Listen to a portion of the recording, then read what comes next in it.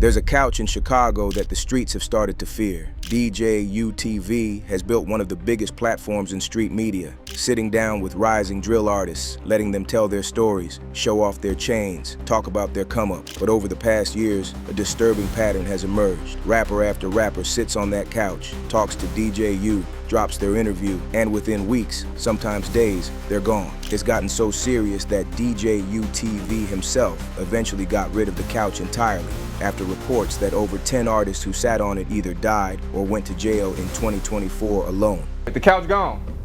That shit, I don't know, that shit was fucking my mental, real tone. I'm not gonna lie. Check this, when Action Savage was invited on, he reportedly didn't even want to sit on the couch because he was fully aware of the consequences that the couch could cause. So with that being said, let's take a look at some of the rappers and personalities who tragically met their end after sitting down for an interview with DJUTV. Out of every name on this list, Lil Jeff's interview is the one that, looking back, feels like it was practically narrating his own ending in real time. And almost nobody watching it caught it until it was too late. He walked in with his crew, including Vert and the man he called his twin, Bloodhound Q50, the same Q50 who's now at the center of his own beefs and shootings, and who would go on to carry Jeff's legacy after everything that happened. At one point during the interview, he opened up about how his brother, Jay Boogie, introduced him to street life at a young age. Like, who introduced you to the street life?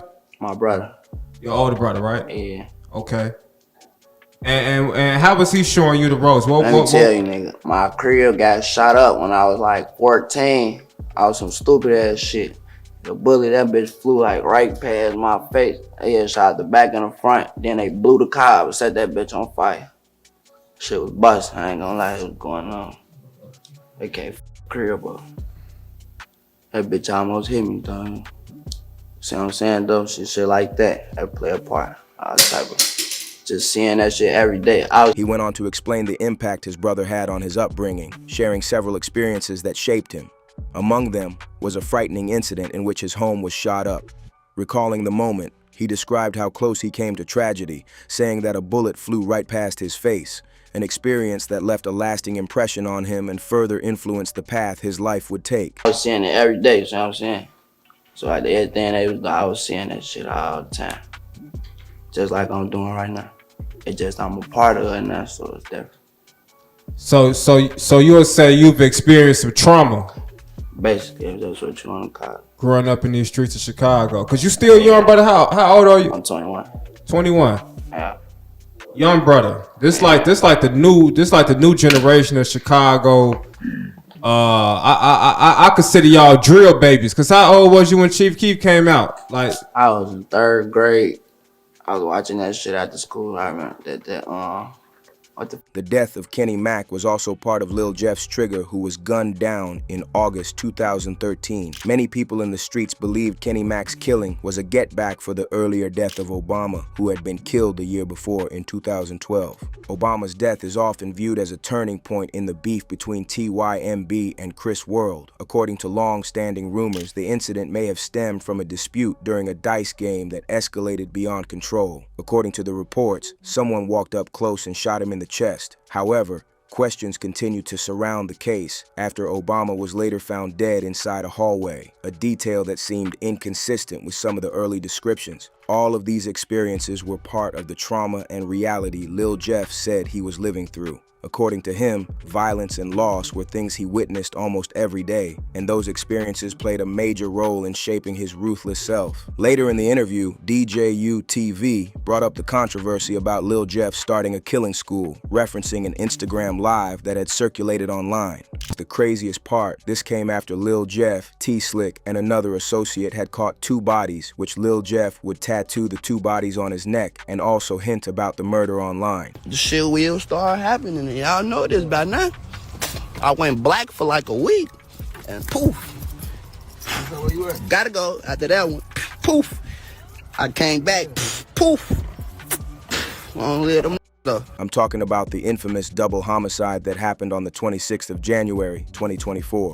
That day, Monty, and another BKN/Jungle affiliate known as Lil Rob were reportedly at Innovations High School in downtown Chicago. What happened next would quickly become one of the most talked about incidents. They never saw it coming because just hours after Monty posted his location, showing off the watch and chain he stole from Lil Jeff, he was ambushed and shot multiple times. Both Lil Rob and Monty were struck during the shooting. Monty reportedly suffered gunshot wounds to the chest and hip, while Lil Rob was shot in the chest. The two collapsed on the sidewalk as passerbys rushed to the scene to save them.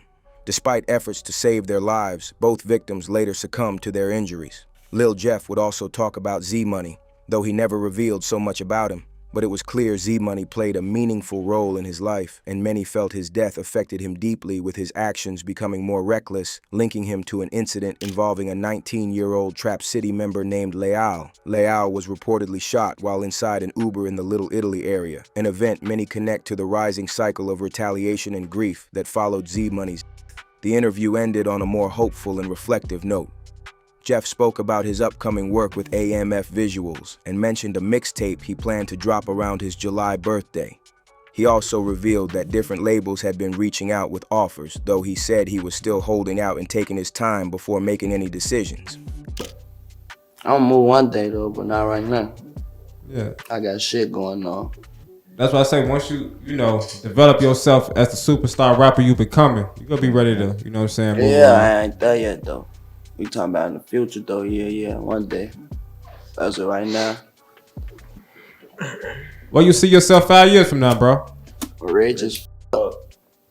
But unfortunately, Lil Jeff never got that 5-year plan because that same year, he was unalived. It wasn't even a full year after sitting on that couch talking about feeling safe, about not having a target on his back, and also about opening a killer school. Jeff was gunned down in an ambush after allegedly sliding into rival territory alongside Q50 and other associates. He was reportedly shot multiple times and did not survive his injuries. In the aftermath, Q50 is said to have performed the now infamous cheerleader split while trying to retaliate, a moment that quickly became one of Q50's nightmare on Reddit. The next rapper said this during DJUTV's interview while sitting on the couch and got backdoored. Lil Scoom's DJUTV interview is one of the most haunting in this entire list. Not because of what he said, but because of when he said it and the beef he got himself involved in. The beef that led to Lil Scoom 89's centers on the long-running Risky Road versus Bloodhound/Burly Boys conflict sparked by disses over a fallen member named Lil 30. Risky Road is a group from the 104th and South Maryland area of the city. They are largely considered EBK in that region and are currently into it with the Bloodhound/Burly Boys, in which Lil Scoom was involved in due to the fact that he and his circle began heavily dissing Lil 30 after his death, who was allegedly gunned down by Lil O after he stole his gun. Risky Road earned a rep as aggressive active shooters who retaliate hard. Scoom continued dissing them and their fallen members in a deleted video. He never knew his ops were looking for a way to get to him. Surprisingly, they would look for someone closer to get to him. However, just a few hours before his tragic end, Scoom would find himself in an interview with DJUTV sitting in that cursed couch. This interview was filmed the night before he died. The timing was so close that clips of his interview began circulating online. Many viewers reacted, commenting under the video on how tragic it was that he was killed just hours later. Some even joked that DJUTV would have to spray his couch with holy water soon, reflecting how cursed that couch can be. Scoom was reportedly at a house on the 700 block of East 89th Place with his friend Lil Will, his girlfriend Journey, and another woman, Nene Brooks. While Nene Brooks was widely rumored online to have been involved in a backdoor theory, others pointed more closely to his girlfriend based on what appears in the footage. In the video, you can hear her asking why he didn't go to the back door. He responds, asking why he would need to go there. She then says, "We all going to die," to which he reacts in confusion, asking what she means. She quickly follows up by saying she was just playing.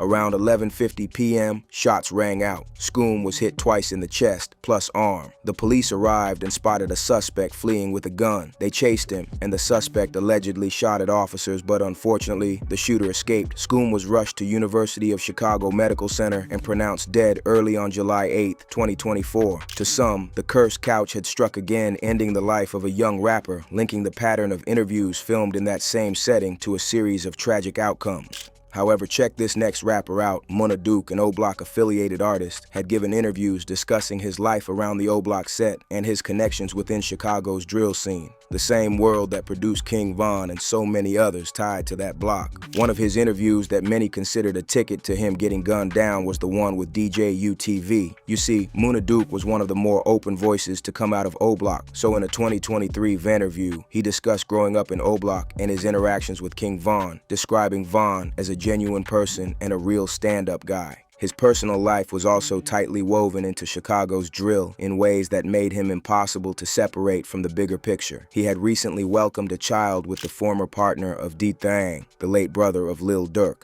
connecting him directly to one of Chicago's most prominent rap families. Munna also wasn't a stranger to the O-Block beef before any of this. He'd been the subject of interviews discussing tension with Memo 600, including talk about Memo 600 no longer being welcome around O-Block. I see you and Memo kind of had some issues on the internet not too long ago. Memo tells Munna Duke he's putting belt to ass when he catch him. He ain't never put a belt to ass in no motherfucker day in his life. I don't really take people like that serious, man. You gotta know him, man. You know what I'm saying? Motherfucker like me that been around, I know every motherfucker. And a motherfucker like him, I can't take serious, you know what I'm saying? He can't step a foot on my block. He would never step a foot on my block. Memo used to be really cool right there, cause I think he shot at least one video there before, right? Yeah, that was before a lot of shit transpired. You get what I'm saying? So at once upon a time, he was able to come over there. You know what I'm saying? But a lot of shit changed. So you said something on Instagram. You said, "Be direct when you speak. Don't do the subliminal post. You know me personally. Let's meet up so I can beat the F out of you." Yeah, I kind of just want to beat his ass. I ain't want to, you know what I'm saying? Then came May 10th, 2025. Munna Duke and his fellow O-Block artist Youngin were shot and killed in the early hours of the morning near Broadway and Rosemont. Police confirmed a third person was also injured, though details on that person were never disclosed. Two voices from the same block gone in the same shooting just after a year he was seen on that couch. O-Block Louie's story is one of the most tragic on this list because he had already survived one brush with death before this. Louie was shot in the head the same night King Von was killed and went on to recover, later sharing a photo to celebrate surviving the shooting. During an interview on DJUTV, Louie opened up about his relationship with King Von, revealing that the two of them had been friends even before Von started rapping, recalling how he couldn't believe it when Von first said he was going to become a rapper.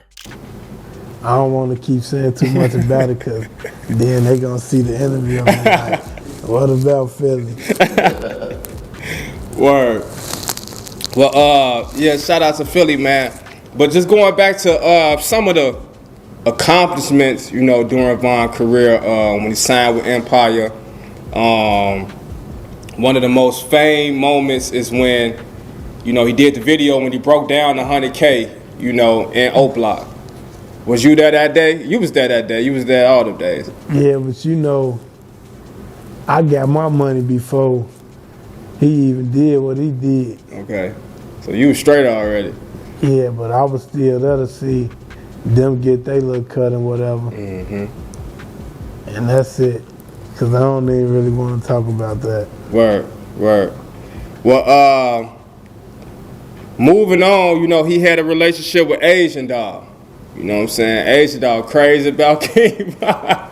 Louie and Von crossed paths in 2009 when he moved to O-Block, and they instantly connected. 204 to 215, 522 to 536, 552 to 604. Louie also said he couldn't explain how Von became a generous dude. He said Von would do things for people out of the kindness of his heart without expecting anything in return. They became close quickly, and then adding that he didn't know why Von started liking him. Tight? Well, obviously, I'm assuming you all were real tight before he even started rapping. I mean, it's crazy you say that because we was close, but we weren't like we was once he started rapping. Okay.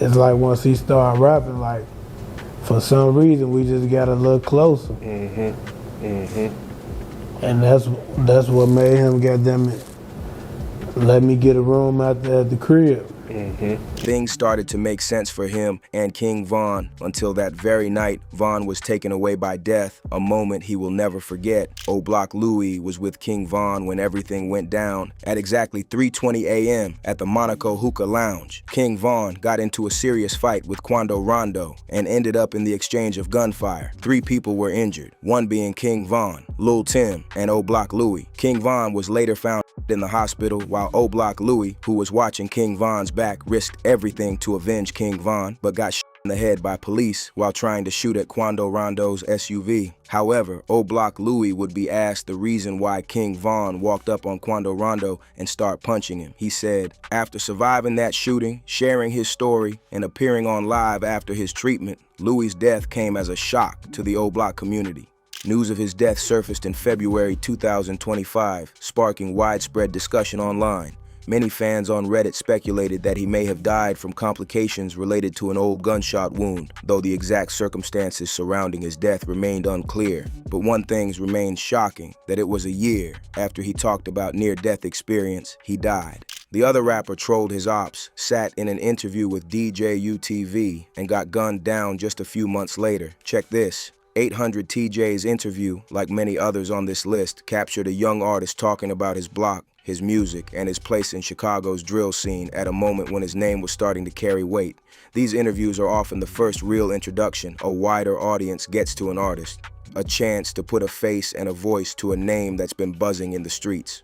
For 800 TJ, as with so many names on this list, that introduction came not long before tragedy struck. But before the interview, 800 TJ is known in the street as a backdoor king because on January 2nd, 2020, a seemingly routine gun trade was set to take place on East 83rd Street in Chicago. The deal involved members of the 800 gang and a member of Murder Town known as Curio, his real name, Tyevel Qualls. Curio was looking to swap firearms with 800 TJ and his associates. The plan was simple: meet Curio, swap guns, and go their separate ways. But that's not how things played out. As the deal unfolded, 800 TJ and his crew started to feel that Curio was trying to outsmart them. Instead of completing the trade, 800 members attempted to snatch Curio's firearm and run. But Curio wasn't about to let them get away so easily. He resisted. That's when things turned deadly. Lil Twin and 800 Fats pulled out his weapon and shot Curio. The 800 members, especially TJ, were known for setting up trades and executing cold-blooded backdoor moves. Another well-known case involved Bando Hothead, because just like Curio, Bando was lured into a gun deal, only to be backdoored and killed. Once again, the man behind the setup was 800 TJ, the so-called backdoor king himself. Just 2 months after Curio's death, the 800 gang was back at it again. On March 10th, 2020, yet another gun trade was arranged, this time with Bando Hothead from Face World 069. The first gun trade that led to Curio's murder should have been a warning for Bando Hothead, but despite the risks, he still engaged in the trade, believing things would go differently this time. The deal was set to go down on 82nd and Maryland, with Bando trading his Glock with a switch for another firearm. At first, the transaction seemed to go smoothly. Bando secured his end of the deal and began walking back to his car, seemingly relieved that the exchange had been successful. But just as he was about to leave, everything changed. Bando was struck multiple times, in the back, head, and groin, before he even had a chance to react. He collapsed instantly, his lifeless body hitting the pavement. Unlike Curio, there was no rush to the hospital. Bando was pronounced dead at the scene. Some 800 members went live, boasting about the 2 backdoor trades that had ended in murder, dissing both Curio and Bando in the process. Even while he was involved in street beef and doing what he was known for, he also had ongoing issues with the Bloodhounds. During an interview with DJUTV, he spoke about his Instagram live sessions where he would taunt rivals and discuss some of the groups his set was feuding with. Just a few months after that interview, Bloodhound Lil Jeff was ambushed and killed, sending shockwaves through Chicago's drill scene. Shortly after news of Lil Jeff's death went viral, a fan posted a photo of him online as a tribute, paying respect to a young talent whose life had been cut short. But what happened next highlighted just how ruthless the street culture can be. 800 TJ reportedly commented under the post with laughing emojis, appearing to mock Lil Jeff's death. It was as if this wasn't enough, because this time he posted Lil Jeff's picture on his story with a taunting caption. He didn't stop there. He went live with his homie playing Lil Jeff's song in the background, dissing him as usual.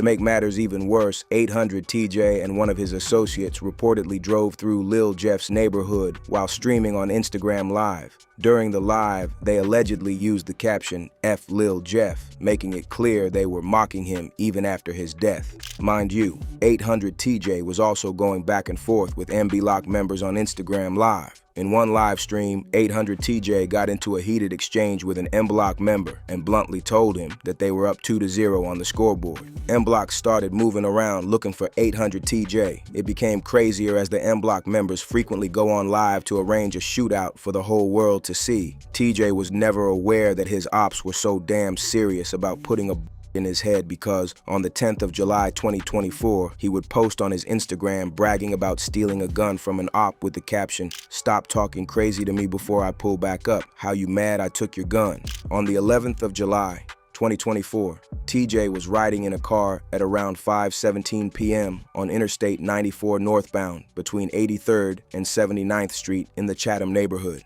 While he was in the car, instead of him to stay low, he went live dissing his ops. Man, how you coming, D? Yeah. Are you out here today? I'm out here every day. Yeah, well, we gotta come from stony for your ass with a neck. Damn.